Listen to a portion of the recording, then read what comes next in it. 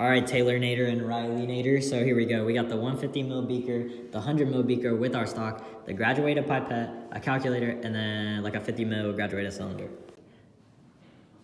So here we are measuring the mass of the volumetric flask because we're gonna need that eventually for calculation when we subtract the mass of the solution added into the volumetric flask. So then that way we can get the mass of just the solution.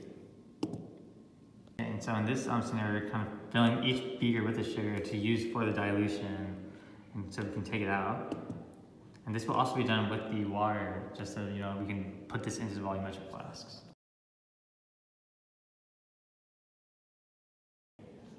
And next here we are pipetting from the kind of fluid into the flask, and we're going to make sure to go up to the meniscus point to make sure that we have the exact amount of fluid that we want from the beaker into the flask. And then we're going to do the same thing where we're going to dilute it with the water from the kind of beaker into the flask. And after that, we'll kind of take the concentration of it using the mask from before the before the water was taken compared to after.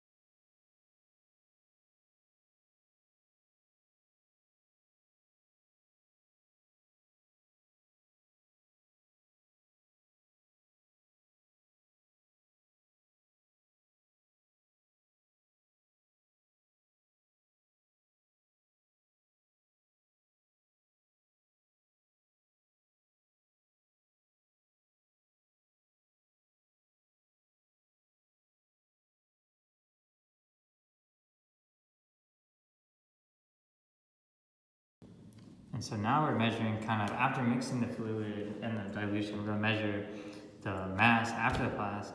And since we know the volume and the mass, we can determine the density and kind of the concentration from the newly added mass.